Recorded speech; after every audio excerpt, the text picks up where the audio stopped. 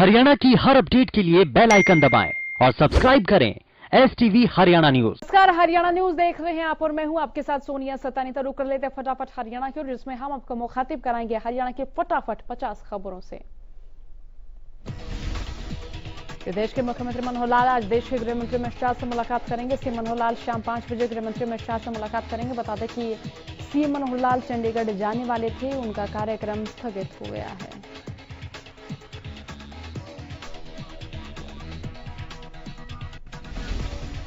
प्रदेश में लगातार कोरोना मरीजों का आंकड़ा बढ़ रहा है। बीते 24 घंटे में 1689 नए मामलों की पुष्टि हुई और बीते 24 घंटे में 18 लोगों की मौत का आंकड़ा सामने आया। गुरुग्राम से 273 और फरीदाबाद से 195 नए केस आए सामने।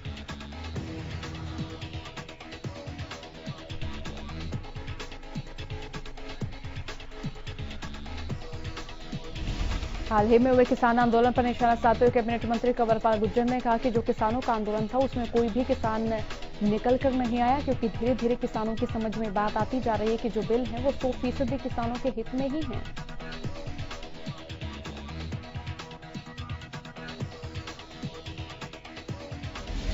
उन्होंने कहा कि बिल के जरिए किसानों को व्यापार करने की स्वतंत्रता दी जा रही है। और वहीं कैबिनेट मंत्री कंवरपाल गुर्जर ने कहा कि जिस तरह से बड़ी कंपनियों को लेकर अफवाहें फैलाई जा रही हैं, उससे किसानों को डरने की आवश्यकता नहीं। अगर आने वाले दिनों में कुछ ऐसा हो जाता है तो इसमें बदलाव भी किया जा सकता है।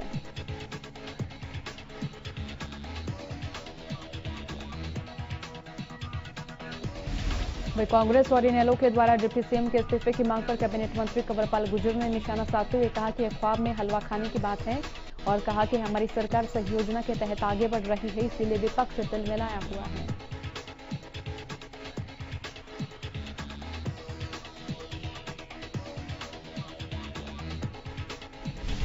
कोरोना संक्रमित की मौत के बाद परिजनों के सैंपल लेने गई डॉक्टरों की टीम पर परिजनों की ओर से लाठी डंडों से हमला किया गया।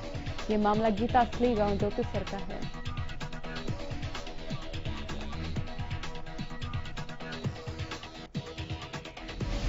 जानकारी के अनुसार कुछ दिन पहले ज्योतिसर निवासी एक व्यक्ति की अस्पताल में मौत हो गई थी। वो कोरोना संक्रमित भी था। ऐसे में कोरोना की चेन को तोड़ने के लिए डॉक्टरों की टीम जब ज्योतिसर गांव में मृतक के घर सैंपल लेने पहुंची तो परिजनों ने डॉक्टरों की टीम पर लाठी डंडों से हमला किया।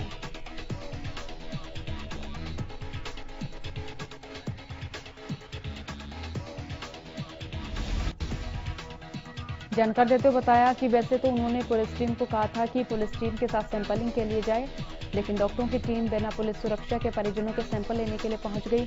ऐसे में परिजनों द्वारा डॉक्टरों की टीम पर हमला किया गया और दुर्व्यवहार किया गया और वहीं एम्बुलेंस को भी क्षति पहुंचाई गई।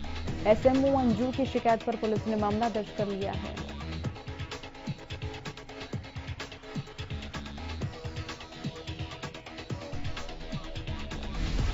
बहादुरगढ़ में सीवरेज की सफाई के लिए उतरे कर्मचारी की मौत का मामला सामने आया। शंका जताई जा रही है कि सफाई कर्मचारी जब सीवरेज की सफाई के लिए मेन हॉल में उतरा तो जहरीली गैस की चपेट में आने से उसकी मौत हो गई।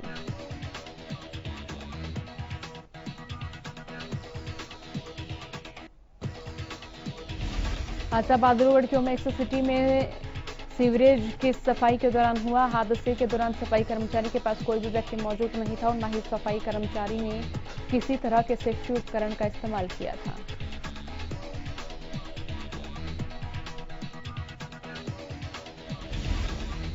इसके साथ ही सफाई कर्मचारी ने मृतक को सीवर के मैन होल से बाहर निकाला और बाद में उसे उनके साथी कर्मचारी ने बहादुरगढ़ के सामान्य अस्पताल में भर्ती कराया, जहां उसे मृत घोषित कर दिया गया और पोस्टमार्टम के लिए शवगृह में शव को रखवा दिया गया। फिलहाल पुलिस मामले की जांच कर रही है।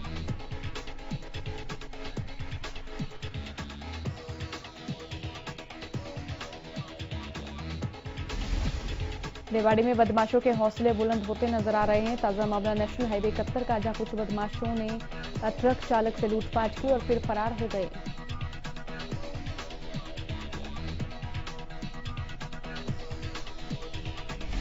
तो वहीं कार सवार बदमाशों ने ट्रक के सामने कार लगाकर ट्रक रुकवाया और ट्रक चालक से 32,000 रुपए लूटकर फरार हो गए। मामले में पुलिस ने कार्रवाई करते हुए 3 बदमाशों को गिरफ्तार किया और वहीं बाकी बदमाशों की तलाश जारी है।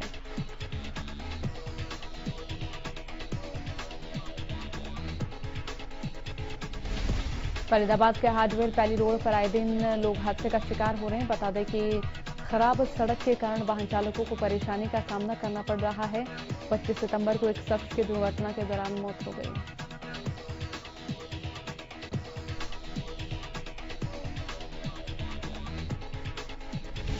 बता दें, मृतक युवक अपनी मोटरसाइकिल पर सवार होकर घर जा रहा था। तभी जर्जर सड़क के चलते उसका बैलेंस बिगड़ गया और वो सड़क पर गिर गया। तो तभी पीछे से आ रहे एक वाहन ने उसे टक्कर मार दी और उसकी मौके पर ही मौत हो गई। लोगों का कहना है कि कई शिकायत के बावजूद हालात अजस के तस बने हुए हैं।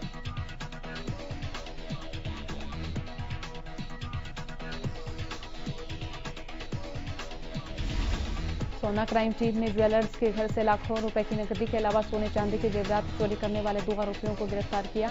क्राइम टीम ने चोरी का माल खरीदने वाले 2 ज्वेलर्स को चोरी का माल खरीदने के आरोप में गिरफ्तार कर चोरी का माल भी बरामद किया है।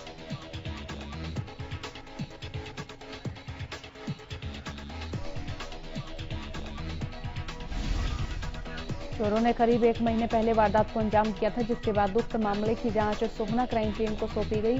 क्राइम टीम ने गश्त के दौरान शक के आधार पर दोनों आरोपियों को हिरासत में लिया और फिर चोरी किया हुआ माल भी बरामद किया। दोनों आरोपियों को अदालत में पेश कर न्यायिक हिरासत में फिलहाल भेज दिया गया है।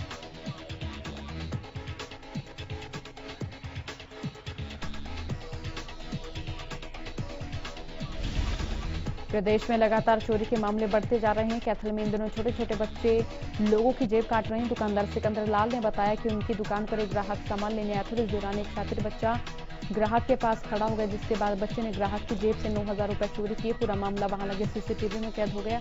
फिलहाल पुलिस बच्चे की तलाश में जुटी हुई है।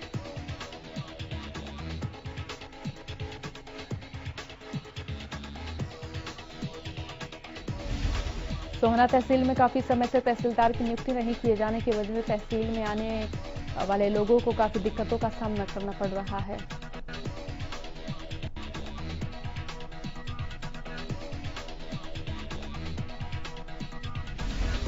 वही तहसील में काम नहीं होने की वजह से वकीलों का कामकाज भी ठप पड़ा है, जिससे अब वकीलों को आर्थिक तंगी भी सता रही है।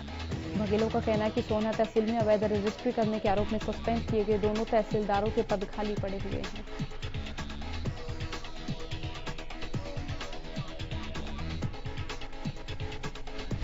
दूसरी ओर अवैध रजिस्ट्री पर लगाम लगाने के लिए ऑनलाइन सॉफ्टवेयर में गड़बड़ी से भी लोगों की परेशानियों में इजाफा हो रहा है।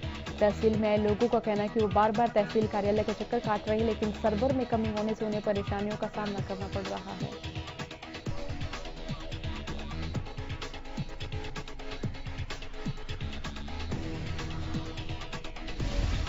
प्रदेश के गृह मंत्री अनिल विज ने किसानों के मुद्दे पर एक बार फिर कांग्रेस नेता राहुल गांधी पर निशाना साधा है। राहुल गांधी के किसानों से बातचीत पर विज ने हमला बोला। विज ने कहा कि राहुल गांधी का काम ही है आग में घी डालना।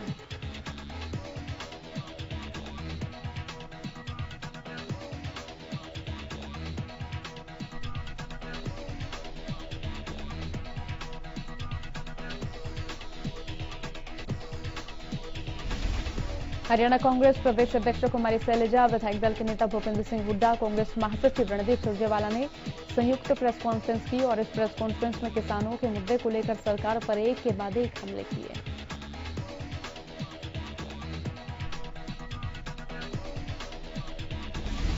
प्रेस कॉन्फ्रेंस में कांग्रेस प्रदेश अध्यक्ष कुमारी शैलजा ने कहा कि संसदीय परंपरा को तोड़कर काले कानून बनाए गए। देश के इतिहास में पहली बार इस तरह के कानून बनाए गए और शैलजा ने कहा कि देश की अर्थव्यवस्था का आधार किसान है और इन काले कानूनों ने किसानों को हिलाकर रख दिया। एमएसपी इंदिरा गांधी ने शुरू की, जिसको लेकर अब किसानों की चिंता बढ़ गई है। मंडी सिस्टम को ठप्प करने का काम आज किया जा रहा है।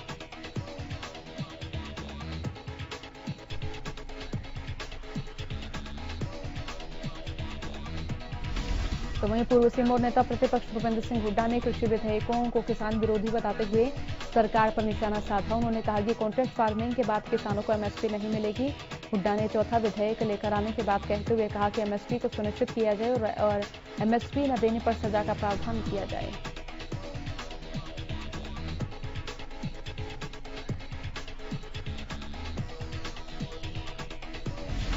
कांग्रेस महासचिव रणदीप सुरजेवाला ने प्रेस कॉन्फ्रेंस के दौरान कहा कि सरकार ने किसानों और राशन दोनों पर हमला बोला है।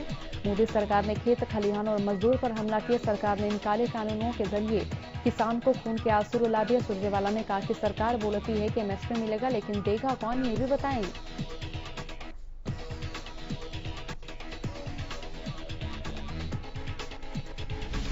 हरियाणा के मुख्यमंत्री दुष्यंत चौटाला और गृह मंत्री अनिल विज ने शुक्रवार को चाना में बनाई गई कोविड-19 आणविक लैब का वीडियो कॉन्फ्रेंसिंग के जरिए उद्घाटन किया। साथ ही संशोधित होम आइसोलेशन प्रोटोकॉल भी जारी किया गया।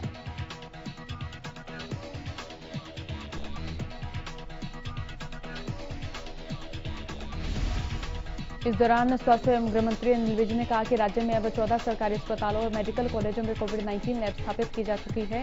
इन लैब में रोजाना 13,350 टेस्ट किए जाते हैं।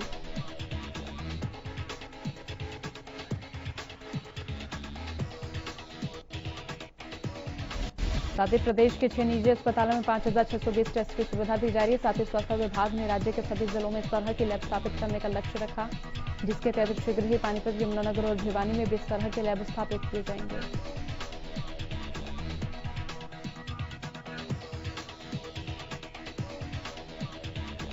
वहीं स्वास्थ्य मंत्री ने कहा कि राज्य में इस वक्त करीब 4,500 क्वारंटीन बेड है, जबकि 3,486 कंटेनमेंट जोन, 10,145 आइसोलेशन बेड और 2,231 आईसीयू बेड हैं।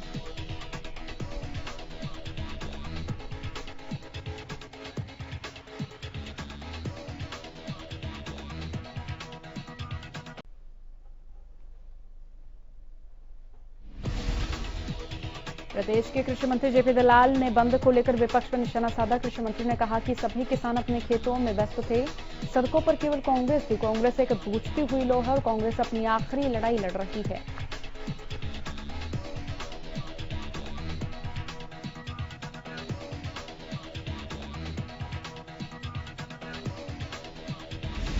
इनेलो नेता अभय चौटाला किसानों का समर्थन करने कुरुक्षेत्र पहुंचे, जहां उन्होंने किसानों से मुलाकात की और इस मौके पर उन्होंने कृषि बिलों को किसानों के लिए डेथ वारंट करार दिया।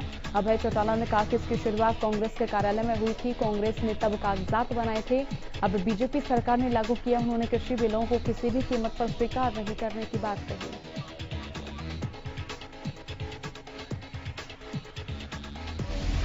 भिवानी भारतीय किसान संघ की ओर से जिले के कृषि विज्ञान केंद्र में एक मीटिंग का आयोजन किया गया। बैठक की अध्यक्षता दिल्ली हरियाणा प्रांत के किसान मंत्री सुरेंद्र सिंह ने की।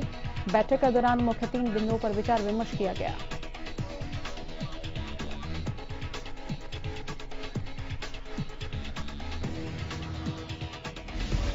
वहीं किसान संगठनों ने एमएसपी की नई गाइडलाइन जारी करने की मांग की। साथ ही एमएसपी पर खरीद न होने की बात भी कही। सुरेंद्र सिंह ने कहा कि अगर सरकार नई गाइडलाइन जारी नहीं करती है तो हम इसके विरोध में हर जिले, हर ब्लॉक में धरने प्रदर्शन करेंगे।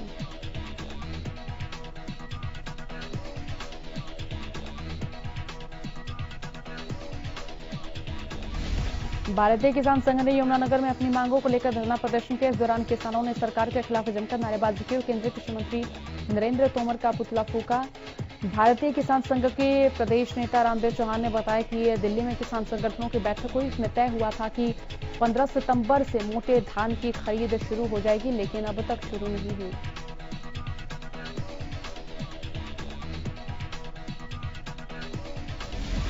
वहीं 3 अध्यादेशों पर बोलते हुए रामदेव चौहान ने कहा कि नेता अपने आप को धरती पुत्र कहते हैं, तो इन्हें किसानों से अध्यादेश लाने से पहले चर्चा कर लेनी चाहिए थी कि हम ये बिल लेकर आ रहे हैं।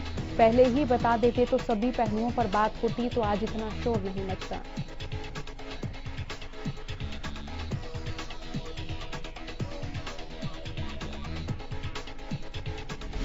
कृषि बिलों पर छिड़ा संग्राम थमने का नाम नहीं ले रहा है। सिरसा में कृषि बिलों के समर्थन में कई किसान संगठनों ने संयुक्त रूप से उपायुक्त रमेश चंद्र बिढ़ान को ज्ञापन सौंपा। किसान संगठनों ने बिल के समर्थन में ज्ञापन सौंप उपायुक्त के जरिए केंद्रीय कृषि मंत्री नरेंद्र तोमर का आभार व्यक्त किया।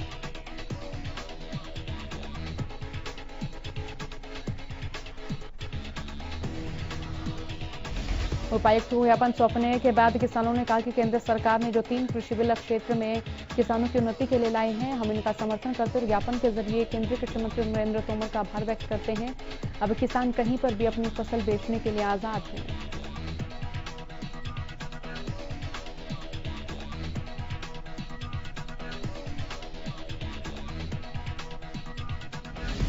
सिरसा के लघु सचिवालय में धरने पर बैठे किसानों ने कृषि बिलों का समर्थन करने वाले किसानों का जमकर विरोध किया और उन्हें बीजेपी के कार्यकर्ता बताया। धरने का नेतृत्व कर रहे अखिल भारतीय स्वामीनाथन संघर्ष समिति के राष्ट्रीय अध्यक्ष ने बताया कि बीजेपी किसान आंदोलन की आग में घी डालने का काम कर रही है।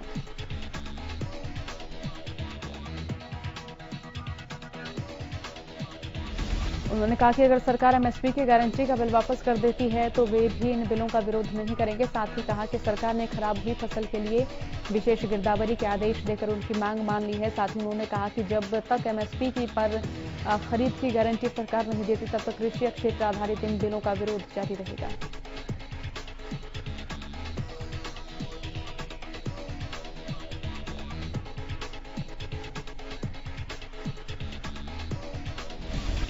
नौकरी बहाली की मांग को लेकर पीटीआई टीचरों ने कैबिनेट मंत्री मूलचंद शर्मा से नौकरी वापस दिलाने की मांग की।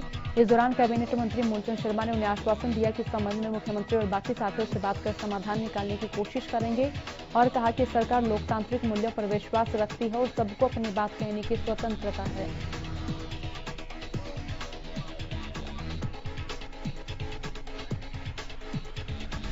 सिरसा के राम कॉलोनी में बीजेपी नेताओं के घर का बिजली कनेक्शन काटने गई विद्युत निगम की टीम के साथ मारपीट करने, महिला जैसे दुर्व्यवहार करने का मामला सामने आया। कर्मचारियों का कहना है कि विभागीय ऑर्डर के बाद वे बीजेपी नेताओं के बिजली कनेक्शन काटने गए थे। 2 उपभोक्ताओं पर करीब 1.5 लाख रुपए से ज्यादा का बिजली बिल बकाया है और इन लोगों ने मीटर को ताला लगा रखा है।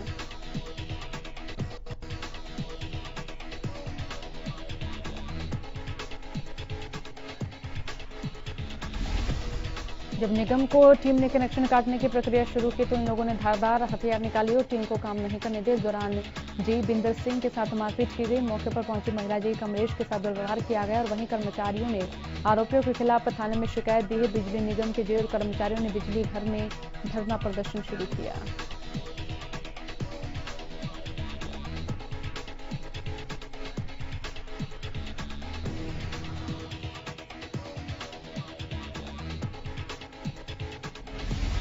पानीपत से ट्रैफिक पुलिस की लापरवाही का मामला सामने आया। पुलिस ने एक कार का नो पार्किंग का चालान ऑनलाइन भेजा, साथ ही कार का बगैर हेलमेट भी चालान भेजा गया। पीड़ित ने बताया कि वो पानीपत से अपनी फैक्ट्री मालिक की गाड़ी लेकर समालखा अपनी बेटी का इलाज कराने गया था। पीड़ित ने बताया कि उसने गाड़ी को जीटी रोड किनारे सड़क पर खड़ा किया। इसी बीच ट्रैफिक पुलिस ने उसे नो पार्किंग का ऑनलाइन चालान काटकर भेज दिया, जिसमें बिना हेलमेट के गाड़ी चलाने का चालान भी था। अब पीड़ित प्रशासन से बगैर हेलमेट के चालान को कैंसिल करने की अपील के साथ लोगों को बेवजह परेशान न करने की अपील कर रहा है। फतेहाबाद के भूना इलाके में किन्नर समाज के लोगों ने सिरसा चंडीगढ़ हाईवे को पूर्ण रूप से जाम किया। इस दौरान किन्नरों ने पुलिस प्रशासन के खिलाफ नारेबाजी की। किन्नरों का कहना है कि करीब 2 दिन पहले उनके साथी किन्नर के साथ 2 युवकों की ओर से मारपीट की गई, लूटपाट की गई, लेकिन इस मामले में पुलिस की ओर से कोई भी कार्रवाई नहीं की गई। इसी के रोष स्वरूप उन्होंने रोड जाम किया। सपना महंत ने बताया कि पुलिस द्वारा इस मामले में कोई भी कार्रवाई नहीं की जा रही, जिसके चलते सभी किन्नरों में गुस्सा हो, इसीलिए वो सड़कों पर उतरे। जाम की सूचना के बाद मौके पर पहुंची पुलिस ने 1 घंटे की कड़ी मशक्कत के बाद जाम खुलवाया। साथ ही किन्नरों को जल्द कार्रवाई का आश्वासन भी दिया गया है।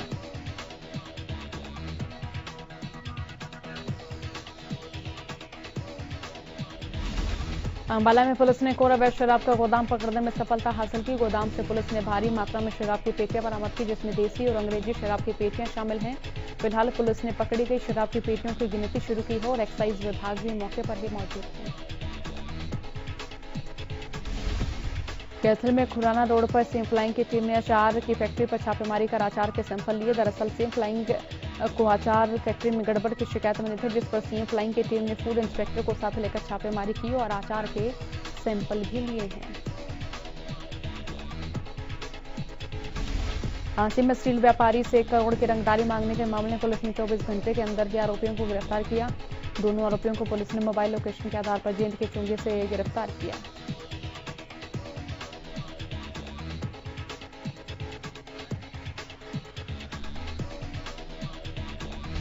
चलिए फटाफट हरियाणा में इतना ही। बने रहिए हरियाणा न्यूज के साथ। नमस्कार।